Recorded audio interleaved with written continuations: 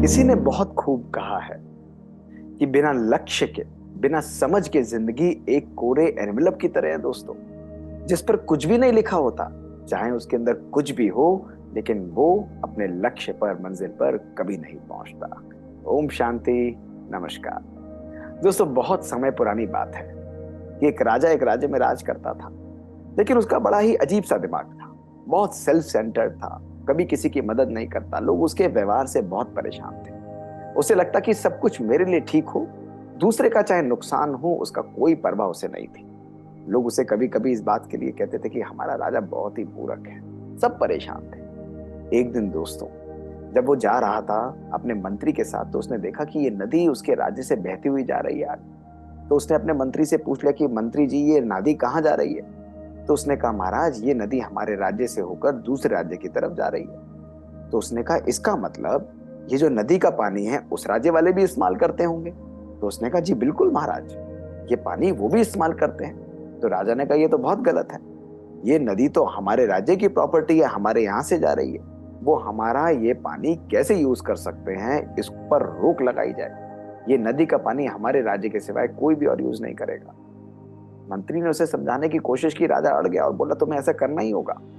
मंत्री करता क्या ना करता, राजा ने ऑर्डर दिया कि वहां पर एक दीवार खिंचवा दी जाए और नदी का पानी यहां से आगे नहीं जाएगा, केवल मेरे ही राज्य, मेरे ही देश में रहेगा। सब लोग परेशान। राजा ने कहा, वाह कितनी समझदारी मैंने की, और वो अपने घर आ गया। दोस्तों, सब लोगों ने सोचा कि ये तो बिल्कुल ठीक नहीं है। बाहर वाले राज्य से लोगों ने लेटर भी लिखा, वहां के राज्य ने पत्र भी लिखा, लेकिन इस राजा के ऊपर कोई भी असर नहीं। मंत्री बहुत समझदार था। उसने कहा, भाई इसका इलाज तो करना पड़ेगा, वरना ये तो बहुत दिक्कत आ जाएगी, सिचुएशन खराब हो जाएगी, कहीं हमें वॉर को ना झेलना पड़े, लड़ाई ना हो। तो दोस्तों, कुछ दिन तक तो ये रहा, लेकिन उसके बाद मंत्री के दिमाग में एक आइडिया आया। राजा की एक आदत थी कि जब भी वो सवेरे उठता था तो घंटी से उठता था। बहुत बड़ी सी एक घंटी बजाई जाती थी। तो दोस्तों, अगले दिन मंत्री ने समझदारी से क्या किया, उसने घंटी को सवेरे नॉर्मल टाइम्स की बजाय उसने सवेरे 2 से 3 बजे बजा दिया। अब जैसे ही 2 से 3 बजे घंटी बजी, राजा फट से उठ गया और उठकर बाहर निकला तो अंधेरा था। उसने तुरंत मंत्री को बुलाया और मंत्री को कहा, मंत्री जी इधर आइए। उसने कहा, जी महाराज। उसने कहा, क्या सुबह हो गई? तो मंत्री ने कहा, जी बिल्कुल सुबह हो गई है। तो राजा ने कहा कि भाई, रोज तो घंटी बजती थी तो तब बजती थी जब सूर्योदय हो जाता था, सब तरफ लाइट होती थी। आज तो अंधेरा ही अंधेरा है। तो मंत्री ने कहा कि क्या करूं राजन, ये सूरज जो है उसको उगने से, उसको रोशनी देने से बराबर वाले राज्यों ने मना कर दिया है। उसने कहा, ऐसा कैसे कर सकते हैं? उसने कहा, नहीं, उन्होंने कहा कि ये पूरब से उगता है सूर्य और हमारा राज्य पश्चिम में है। तो उन्होंने कहा कि ये सूरज जो है ये हमारी प्रॉपर्टी है, इसकी रोशनी दूसरे राज्य तक नहीं जानी चाहिए, इसलिए उन्होंने उसको ढक दिया, अंधेरा कर दिया। राजा हैरान हो गया। उसने कहा, वो उन्होंने ऐसा क्यों किया? तो उस मंत्री ने कहा कि जी, उन्होंने कहा, आपने भी तो पानी को ऐसे ही किया था कि ये पानी हमारे ही राज्य तक सीमित रहना चाहिए, इसलिए बदला लेने के लिए उन्होंने ऐसा कर दिया। तो राजा बहुत हैरान हुआ। उसने कहा, अरे ये तो ठीक नहीं है, हम कार्य कैसे करेंगे? हमें तो बिल्कुल ठीक नहीं लगेगा। लोग काम भी नहीं कर पाएंगे, हमारा राजकाज ठप हो जाएगा, सभी लोग परेशान होंगे। तुम ऐसा करो, उस बांध को तुड़वाओ और पानी को बहने दो, वो पानी यूज करें और हमारा संदेश पहुंचाओ कि ये सूरज को भी उगने दें। तो मंत्री ने कहा, जी जो आ गया। उसने तुरंत जाकर उस बांध को तुड़वाया। सब लोग मुस्कुरा रहे थे उस मूर्ख राजा की बात पर।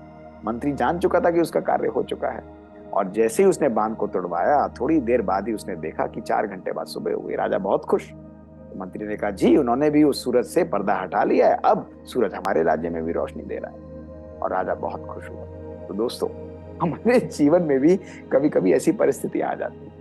हम जीवन में कभी कभी इतने सेल्फ सेंटर्ड और सेल्फ फोकस्ड हो जाते हैं कि दूसरे की भलाई के बारे में हम सोचते ही नहीं। हमें लगता है कि जीवन में जो भी कुछ प्राप्त हो रहा है वो केवल हमारे लिए ही होना चाहिए। लेकिन दोस्तों, प्रकृति और परमात्मा का यह नियम है कि जो चीज मिलकर, साथ में बांट कर खाई जाती है दोस्तों, उसका आनंद ही अलग होता है। भगवान ने और प्रकृति ने समाज में इतना सबको दिया है कि सब लोग सुकून से रह सकते हैं। लेकिन यदि वो हमारी जरूरतें, हमारी लालच, हमारी ग्रीड में बदल जाती हैं दोस्तों, तो हमारे लिए एक परेशानी का कारण बन जाती है, हमारे लिए एक नेगेटिविटी का कारण बन जाती है। इसलिए सहयोग का हाथ जरूर साथ में बढ़ाइए दोस्तों। बहुत आवश्यक है कि जब भी हम कोई निर्णय लें, उस निर्णय में ना केवल हमारा ही भला समाया हुआ हो, लेकिन उचित निर्णय दोस्तों वही होता है जिसमें सर्व का भला समाया हुआ हो। जहां जिसको हम प्रैक्टिकल रूप से कहते हैं दोस्तों, वो एक विन विन सिचुएशन होती है। दोस्तों ऐसे चैलेंजेस हमारी लाइफ में रोज आते हैं, हमारी पर्सनल लाइफ में, हमारी प्रोफेशनल लाइफ में। एक अच्छा लीडर, एक अच्छा व्यक्तित्व, उसकी यही क्वालिटी होती है कि वो हर निर्णय को जब लेता है, वो संपूर्ण समाज और हर व्यक्ति के भले को ध्यान में रखते हुए दोस्तों लेता है। ये व्यक्ति का जब मन होता है वो श्रेष्ठ होता है, वो सबके लिए खुला होता है, वो सबको स्वीकारता है और सबको सुकून और शांति दोस्तों देता है। शुक्रिया दोस्तों। ओम शांति।